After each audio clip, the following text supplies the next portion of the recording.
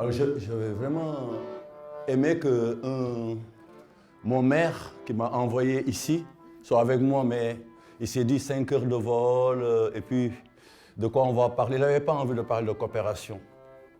Mais il m'a envoyé quand même pour vous dire, écoutez ce que vous racontiez. Et j'aurais bien voulu qu'il soit là parce que, bon, il est très marqué par une certaine idée ou une certaine expérience de la coopération. Là, souvent, il me parle de néocolonialisme, d'inégalité nord-sud, tout ça.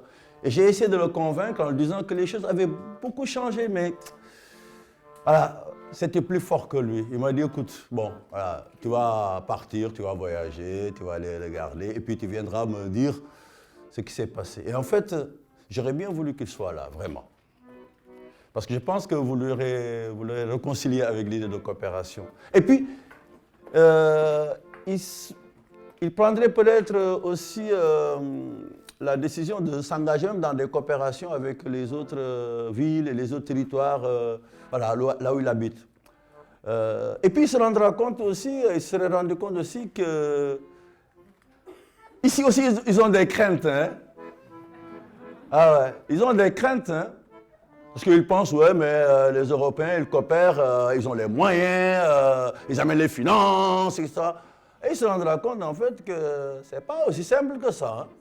Eh oui, parce que la coopération, ils se rendront compte, c'est une tension. Hein, on est tendu au départ, hein, parce que j'ai entendu, hein, pour convaincre les élus qu'il fallait, je ne sais pas moi si je vais arriver à le faire, qu'il fallait coopérer, déjà, c'est que ça va me rapporter, moi. Qu'est-ce que ça va me rapporter, moi, d'aller coopérer? Qu'est-ce que ça va rapporter? Oui, la plus-value, la plus-value. Dur, hein, de mesurer la plus-value et de les convaincre. Alors, j'ai appris ouais, qu'il fallait avoir des exemples concrets. Hein, il fallait avoir des exemples concrets. Et puis les vieux là qui ont fait les affaires là avant, ils vont venir présenter leurs expériences. Mais ça ne suffit pas. Et oui, ça ne suffit pas parce que c'est pas parce qu'on va donner des exemples concrets. En plus, quand on donne les exemples concrets, on va parler du processus. Et il faut prendre le temps de discuter. Mais ça prend du temps. Mais, alors moi, je suis élu là. Mon mandat, il finit quand? Est-ce que je pourrais quand même, pendant mon mandat, concrétiser des choses? Parce que oui, on m'a élu pour ça, quand même, pour que je fasse du bien, quand même. Voilà. Ça prend du temps et puis ça prend de l'argent. Et puis si je vous donne ce temps-là pour aller ailleurs voyager, alors on va essayer de le construire. Au lieu de dire des voyages, on va le faire, ce sera des études. Alors moi j'ai trouvé ça, c'est super. Au lieu de dire on va voyager, on va dire journée d'études, voyage d'études. Ça je vais lui dire, hein, parce qu'il n'est pas convaincu. Même pour moi, pour mon billet, ça a été difficile d'avoir le billet pour venir. Hein. Mais je vais lui faire un bon rapport pour lui expliquer justement ce que j'ai reçu. Et puis la crainte, c'est la crainte du pouvoir. Ouais, mais est-ce que le pouvoir que j'ai, je ne vais pas le perdre? Et puis, mais est-ce qu'ils ne vont pas me voler mes idées? Ah, mais oui, parce que moi, j'ai venu discuter avec les partenaires, là. Si je donne mes idées, est-ce qu'ils ne vont pas me les piquer, mes idées?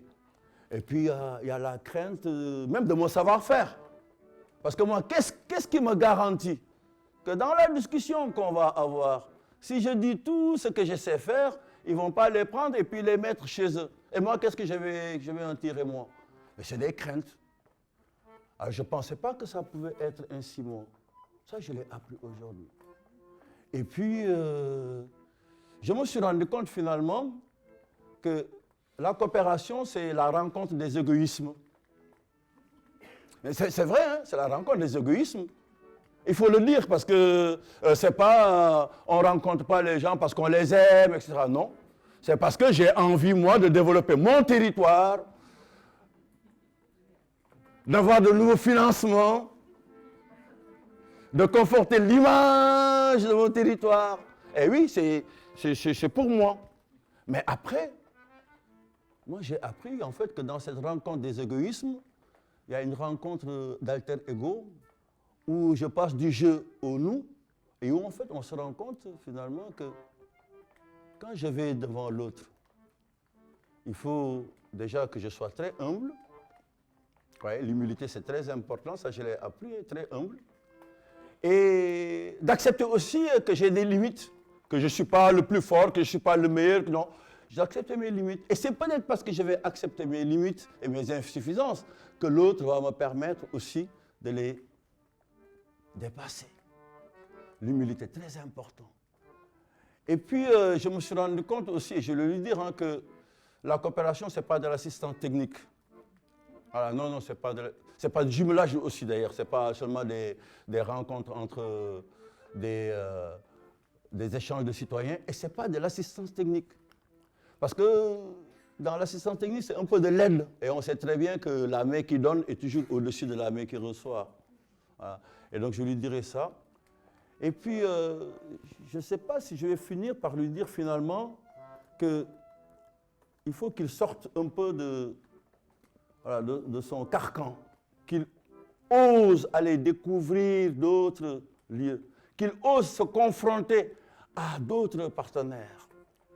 Et dans cette relation interculturelle, ça, j'aime bien le mot, je l'ai dit, dans cette relation interculturelle, il faut qu'il se rende compte qu'il n'a pas la seule vérité. Et que c'est la vérité de l'autre et sa vérité qui vont faire la vérité. Et que finalement même, qu'il va découvrir que non seulement il a des potentialités, en comparant un élément de miroir, mais qu'il va même peut-être découvrir de nouveaux horizons. Et ça, moi, personnellement, je l'ai vu dans un groupe de musique. Dans un groupe de musique, il y a des musiciens ici. Pas beaucoup, si. Si, il y en a. Alors, vous avez le musicien, chanteur lead qui a son projet et qui demande à des musiciens de venir jouer. Il collabore à la réussite de son projet. Après, des fois, ils mutualisent parce qu'ils n'ont pas assez de moyens. Tu sais, on bricole, donc chacun va amener son ampli, sa technique. Mais c'est toujours pour collaborer au projet d'une seule personne. Et moi, je me suis rendu compte, en fait, que dans votre idée de coopération, là, on peut aussi le faire dans la musique. Et là, on n'a pas le projet, on a l'idée. Il y a un grand anthropologue boutinier qui disait, en fait, le projet, c'est l'idée qui est communiquée. Donc, on communique l'idée, et ensuite, chacun s'approprie l'idée, et on se projette. Alors, mon idée de départ peut changer, il faut que je l'accepte, mais c'est une position intellectuelle. Hein. J'ai une idée de départ, ensemble, on construit l'idée. Et donc, dans le projet musical, finalement, c'est la somme des individualités, des compétences de chacun qui va faire le projet. Et moi, pour la petite expérience que j'ai dans ce que j'appelle le groupe interculturel, personnellement, ça m'a beaucoup aidé, cette idée de coopération.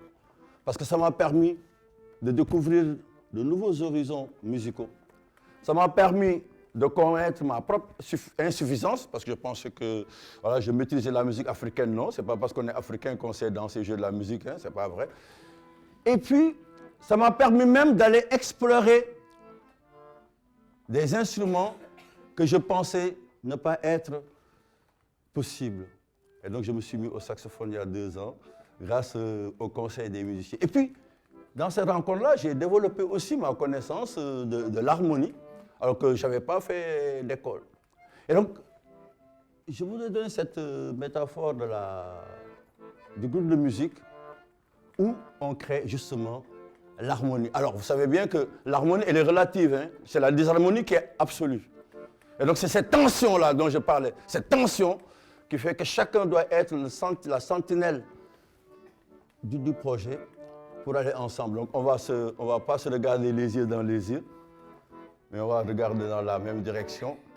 Et chacun arrivant va ouvrir sa valise et arriver chez lui, sa valise est beaucoup plus lourde qu'elle ne l'était au départ.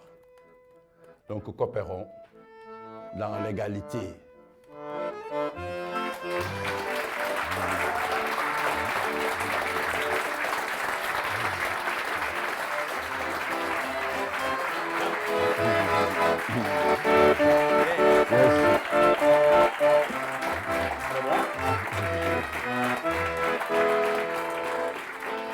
Christophe Rochard, pour ceux qui n'étaient pas là hier soir, vous avez quand même raté le bœuf du siècle, quand je vous le dis. Ça, c'est ce qu'on appelle les brise-glaces. Hein. La prochaine fois qu'on vous le dira, venez la veille.